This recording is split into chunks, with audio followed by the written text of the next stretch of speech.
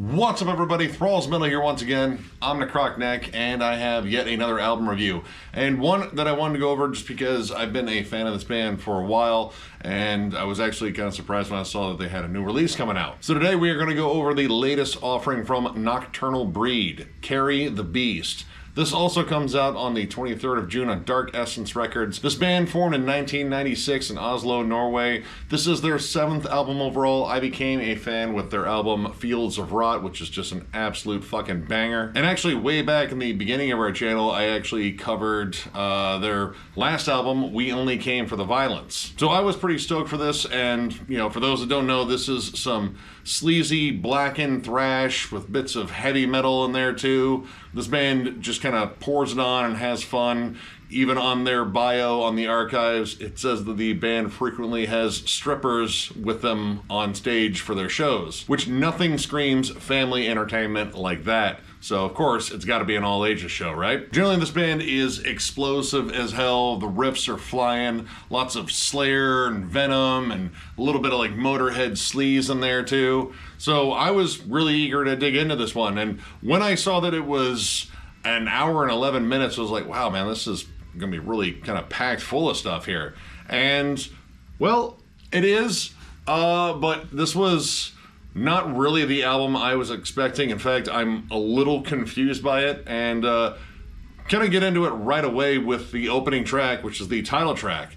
And well, it's kind of a long atmospheric track with kind of groaned vocals and, you know, evil mutterings and some dive bombs and melodies. No drums on it, just ominous soundscapes, and it's kind of like a collage of different noises to sound spooky. And the entire time I was listening to this track, it was like, man, when this thing breaks loose, it's gonna be fucking a ripper. And it didn't. No, it stayed on that course for the entire 5+ minutes of that song. And it runs like a long intro, which I was like, all right, well, that's interesting. But it does get right down to business when you get down to thrash metal hate saw, The Last Act of Terror. This sounds like kind of what I expected. Thrashy riffs, it's fast, it's energetic, the vocals are very reverby, very maniacal, you know, lots of high-pitched fucking screams in there, and lots of just effects on the vocals overall. And well, you kind of get a feel for the production here, which the production is very raw. In fact, this is a really muddy album. I apologize, there's gonna be some occasional thunder because there is a storm going on outside, so hopefully I don't lose power. We already had a batch of storms roll through tonight, and they were pretty intense. Luckily, no tornadoes dropped. But yeah, after last week's little fiasco with the tornado, I don't necessarily trust the weather right now. But yeah, anyway, the bass on it feels like it's up. It's very muddy. The guitars are just grimy sounding, though the riffs they are playing are fucking awesome. Like just killer, thrashy, aggressive riffs. But everything is just reverb to death. And honestly, like listening to this whole album, it sounds kind of like a demo or a collection of demoed songs because, well, there's not a lot of editing on here. In fact, a lot of these songs are a lot longer than what they usually do. The baseline length of these songs kind of runs about the 5.5 minute range, which generally this band kind of hangs out more in that 3.5 to 4 minute range. They do have some longer songs occasionally, but this felt a lot longer than what they usually do. There's even a track over 8 minutes on here, and I believe 3 tracks over 7 minutes. The big 8-minute plus track, Knights of Denim, which I absolutely love that song title, is more of a heavy metal throwback, and heavy metal throwbacks are kind of a big part of their sound in general. There's even another one on here called I Ain't Marching Anymore, which is definitely got to be a reference to Motorhead, like March or Die, or whatever other song Motorhead had that had March in it. I mean, they had a lot of fucking songs. But Knights of Denim kind of hangs more in that sort of like Judas Priest sort of vibe. Actually, there's a lot of riffs on there that I would say are very comparable to Midnight. And overall, I think it's a fun song, but it's way too long. Honestly, it is like, you know, maybe a 4-minute song that they kind of doubled down. They kind of feel like they stretched out every single part on here just to, I don't know, keep playing with the riff. But they really don't do much with this outside of play this main riff. There's a kind of more atmospheric bridge that feels oddly out of place up until the solo kicks in, and then kind of goes back to the main riff, and then you get this extra bit at the end where they chant the song title, and it feels like another song. It feels like two songs kind of smashed together. And this is where the whole editing thing comes in, because the song just feels kind of bloated for what it is. Like, this should be a tight, like, 4-minute banger that is just based on this hooky riff. And, well, I mean, it just kind of drags out everything. And I don't know, like, you know, the fun kind of starts dissipating after a while because it gets really repetitive. And that is definitely the case on the longer songs in here, like Salt the Wounds, Blitz Hammer, and Trench Fever.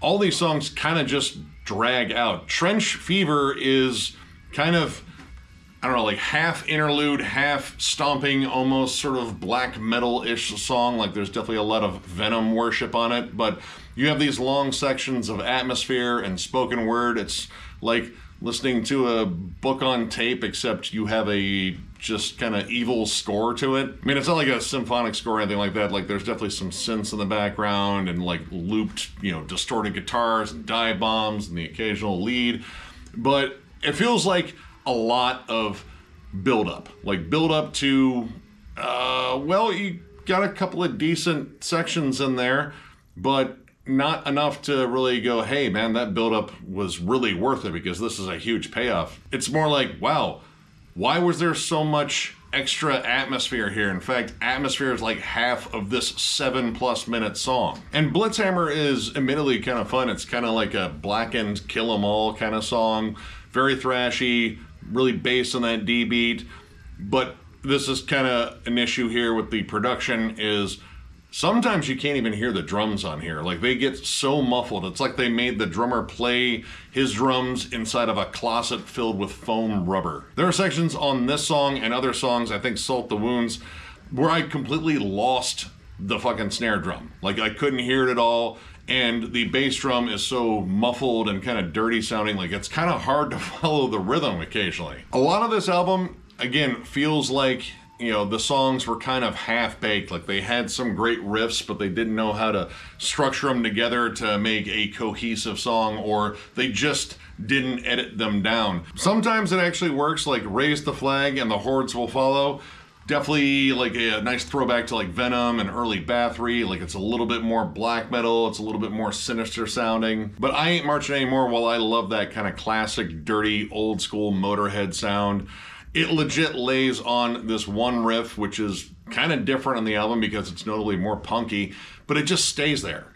You know, you have like a brief chorus, but it just kind of hangs on. And this song is 6 minutes long, and it could have been summed up in probably about 3.5, and been just a tight, riffy, memorable banger, because, you know, that's just kind of the Motorhead formula, and it's clear they're doing a Motorhead worship. Even S.A. Destroyer changes his vocal approach on there to sound more like Lemmy. And I have to be honest, some of the vocals on here just don't necessarily work. Like, there's a lot of higher, you know, screams and such where there's just a multitude of fillers and it sounds like multiple takes. And again, with that more raw production and everything being muddy, that becomes a layer of mud on top of, you know, not being able to hear the drums with an indistinct bass. And granted, awesome riffs all over this album, but all the layers aren't really separated very well, so it kind of blends into mud. And that also plays into another problem area on this album, which are, I don't know what to call these, like dark ambient experimental tracks.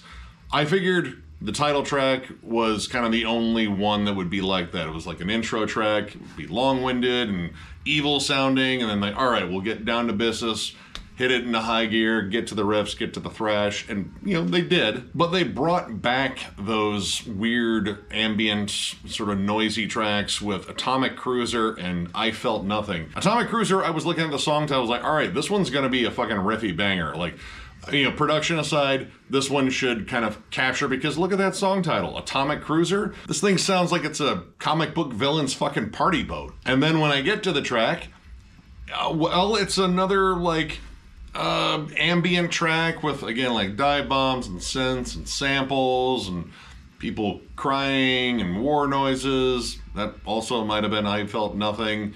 I don't know, they kind of blended together. They're ultimately unnecessary and complete filler. And yeah, I Felt Nothing does the same thing. And all three of these tracks, the title track, Atomic Cruiser, and I Felt Nothing, are over 5 minutes long. That's 15 minutes of just filler noise ambience with SA saying stuff or growling stuff. You can't even tell what he's saying because the distortion on the vocals is so, you know, ramped up that, you know, it just sounds like noises. Now, I like atmosphere in albums, but the atmosphere here is just that it's not really even musical. There's even an interlude before the song Lady Vampire called Nosferatu, which, yeah, I get. Like, they kind of tie together a bit. But it doesn't necessarily work. And again, I already had 2 of these long interlude tracks. Before this, I didn't want to hear another one. But at least Lady Vampire was a pretty solid song. In fact, for one of the longer songs on here, I mean, it's like 5.5 minutes, so it's really not like one of the longest songs, but it feels long. But at least it has like some cool dynamics on it. There's really great melodies on it in terms of like guitar leads, which I think the guitar leads in here are really solid. There's that classic sort of heavy metal vibe to it, albeit played through a blackened filter. But this time, like, again, all the distortion on the vocals and how fast the cadences can get, it kind of just turns into vocal mush. Ultimately, throughout this entire thing, I could not shake the feeling that this was just demoed material and really hadn't been, you know, like, worked out to, you know, like, really fine-tune these songs. These feel like very rough. And with the production being so raw and muddy, like, it's really hard to shake that sort of like demo vibe of this entire thing. And I like raw sounding demos, but this was listed as a full length and I was ready for something that was at least on par with their last album, which, yeah, it was raw sounding, but it sounded like someone took the time to really mix it, and they also took the time to, you know, fine-tune the songs. Even the songs I liked in here, like Blitz Hammer, which I think could have been good if it was whittled down and the mix was better, and Knights of Denim, which actually kind of the same complaint there, I still had a lot of tremendous issues with, and the songs that I really wasn't into on here, I mean, I just feel like they could have been just yeeted completely from the album, or at least worked on and kind of edited down. And it sucks because I was really hyped about this one because I really enjoy this band overall. I love blackened thrash, but this is definitely a miss for me. So overall, I'm going to give this 2 stars. I almost thought about giving it 1.5, but, you know, the riffs on here I do really like. And, you know, there's some really cool lead melodies. And, like, when it comes down to the core of some of these songs, I think they're really good. It's just, some of them are just needlessly long. But the things that really knocked it down were the needlessly long atmospheric tracks, which feel very experimental, and the outright bad production. Again, this might be a collection of demos, but it is listed as a full length. And I don't know, maybe I had my hopes too high on this one, but I don't feel like they were that high. Like, I feel like they were right on level with, you know, what I like about this band. This band generally puts out like really riffy, fun, kind of just fuck you, blackened thrash, and they do an excellent job. Like, if you were a giant fan of, like, you know, Destroyer 666 or R Noir, or I mean even Hellripper to a degree.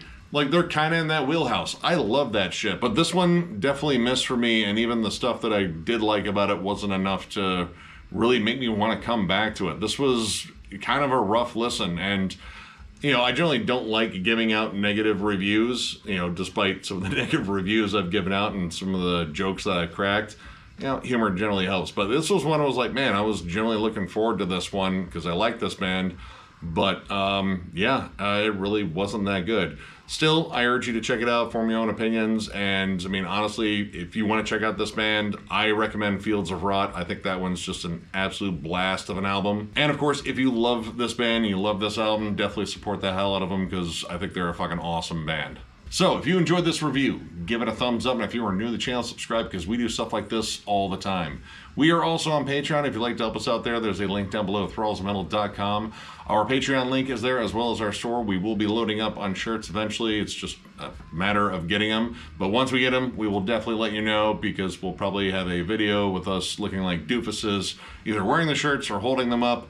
But I think we're going to probably do a giveaway for one too, which is separate from the giveaway that's going on right now for when we eventually hit 15,000 subscribers. We are Shit, man, less than 60 away from that right now. All you have to do is comment on the video link below and you are entered, and once we hit the magic number, I'll do a comment randomizer, make a video, announce the winner, and that winner will get a stack of 11 CDs, and we will have hit 15,000 subscribers, which again, I think is incredible for what we do. There are a lot of channels out there a lot bigger than us, but we have been appreciative of every milestone we've hit, however small, however large. Again, we didn't have high hopes for this, but it actually turned into something. So yeah, that's due to you guys. So once again, thank you all so much, and we will catch you later.